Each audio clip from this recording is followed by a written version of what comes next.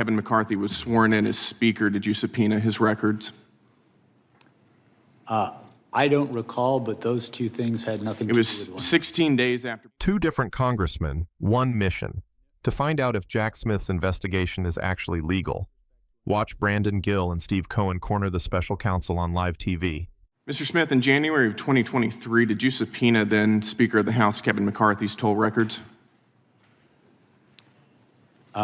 Yes, sir, we did. Yes, you did. And the subpoena covered the time period between November 2020 and January 2021. Is that right? I'm sorry, sir, could you say that again? We're not going to delay like this. The subpoena covered the time period between November of 2020 and January 2021. How many days after Kevin McCarthy was sworn in as Speaker did you subpoena his records? I don't recall, but those two things had nothing to do with one. It was 16 days after becoming the highest-ranking Republican in the House of Representatives. You subpoenaed his toll records. Do you agree that that might reasonably be considered a violation of the speech or debate clause? I do not, and I want to be clear that the toll records... You were collecting months' worth of phone data on the Republican Speaker of the House, the leader of the opposition, right after he got sworn in as Speaker, all around the time of a major vote. That sounds like a flagrant violation of the speech or debate clause to me, and I think most people agree with me. And Speaker McCarthy had no recourse, did he? Because you issued a non-disclosure order ensuring that neither he nor any of the American people knew about these subpoenas. Is that right? The toll record, the non-content toll record subpoenas, we did secure non-disclosure orders for those subpoenas. You did, and let me ask you, Mr. Smith, at the time you secured those non-disclosure orders, was Speaker McCarthy a flight risk? The non-disclosure order was based on concerns about... Was Speaker McCarthy a flight risk? He was not. He was not. Then why did your non-disclosure order refer to him as a flight risk? It says right here, the court finds reasonable grounds to believe that such disclosure will result in flight from prosecution. Sir, when securing a non-disclosure order, the risks don't have to be associated... You think that the Speaker of the House is a flight risk? The question? No, this is not your time. This is my time. You think the Speaker of the House is a flight risk? You think he's going to hop on a plane and leave the country? No, what I was trying to explain is with respect to a non-disclosure order, the risks aren't necessarily associated with the subscriber to the phone. They're the risks to the investigation. I think that you were using, this was clearly in reference to Speaker McCarthy, and you were using clearly false information to secure a non-disclosure order to hide from Speaker McCarthy and from the American people the fact that you were spying on his toll records. But I've got more, so let's move on. In May of 2023, you also issued subpoenas for toll records of 9 U.S. senators and an additional representative. Is that right? In May of 23, we did issue... You did, and there were non-disclosure orders in conjunction with those subpoenas as well, right? That's correct, consistent with department policy and the law. So again, nobody would know what you were doing. The senators would, and the representatives would, and the American people wouldn't know what you were doing. Is that right? The toll records that we secured and the non-disclosure orders were consistent with policy and consistent... And you knew whenever you were doing that there was a risk you were violating the speech or debate clause. Is that right? The toll record subpoenas that we secured were with the concurrence of the public integrity. Your own analysis says that you knew there was a risk you were violating the speech or debate clause. I have it right here. This is an email from John Keller at Public Integrity Section to your team. As you are aware, quote, as you are aware, there is some litigation risk regarding whether compelled disclosure of toll records of a member's legislative calls violates the speech or debate clause in the D.C. Circuit. That's from your own analysis right there. So you did know, didn't you?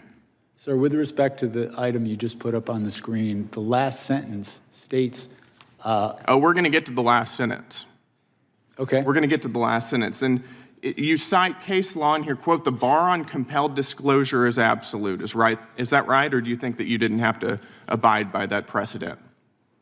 To be clear, this statement is not from my office. This is the statement of the Public This is your Integrity Section. justification for those subpoenas and NDOs that you ordered. This was part of your analysis. It's a cursory analysis. I think it's worth noting. But let's get to that last sentence then.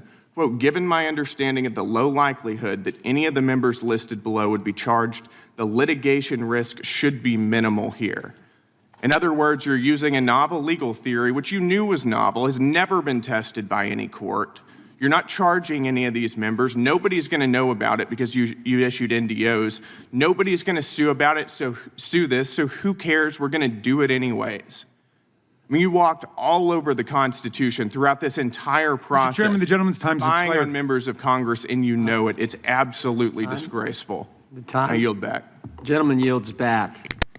Not going to be charged. They're not going to see it. They're not going to know because we're not going to tell them. So let's go ahead and do it. It's exactly what happened. The gentleman from Tennessee is recognized for 5 minutes. Thank you, Mr. Chair. Mr. Smith, it's great that you've been allowed to come here and testify to the American public. Is there anything you'd like briefly to discuss that Mr. Gill brought up on the reasons why you needed those phone records and the limitations that you thought might have been on you and the prosecution because of to risk the investigation? Sure, and I would begin by pointing out that the email that was referenced wasn't a justification from my office. It was an email from the Public Integrity Section to my office approving the subpoenas.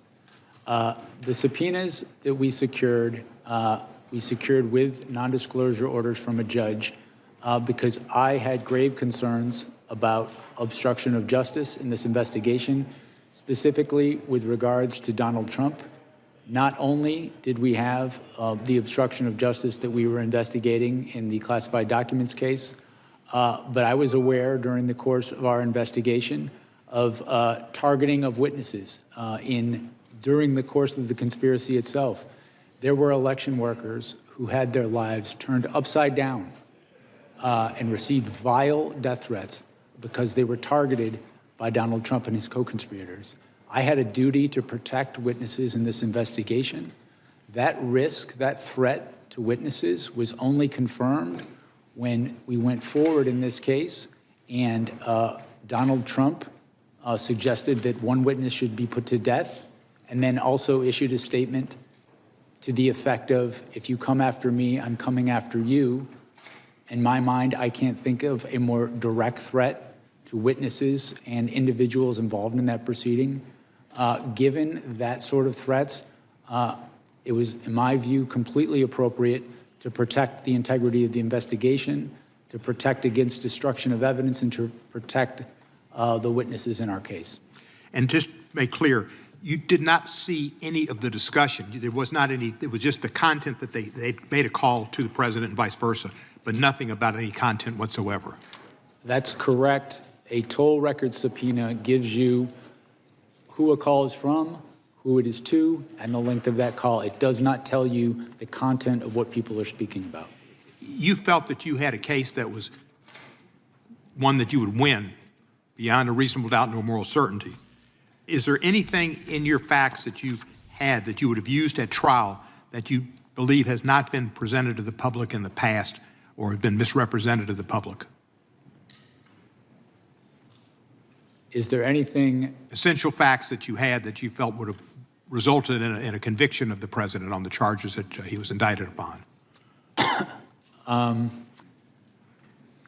I think my report, the report of our case, the final report, summarizes the evidence, I think, in a way that is gives a fair reading of the strength of the case.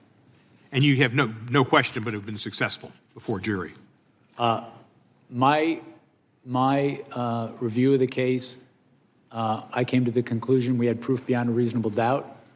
We were ready, willing, and able to go to trial in the case. Of course, as I said in my opening statement, prosecutors can't control outcomes, but I felt confident in pursuing the case to trial. Follow the law, and that's what you did. We followed policy throughout my investigation. My job was not to set policy, my job was to follow it, and that's what we did. I want to thank you for your service. I think you're a great American, and you came out of this as being somebody who people can respect and look up to in a fashion that we should be instilling people's desire to go into justice, to go into law, and to go into government. And you're an example of the type of person they should follow. I yield back the balance of my time. Gill and Cohen just exposed the biggest crack in the Jack Smith investigation. If you're on the side of transparency, hit like and subscribe for more daily political truth bombs.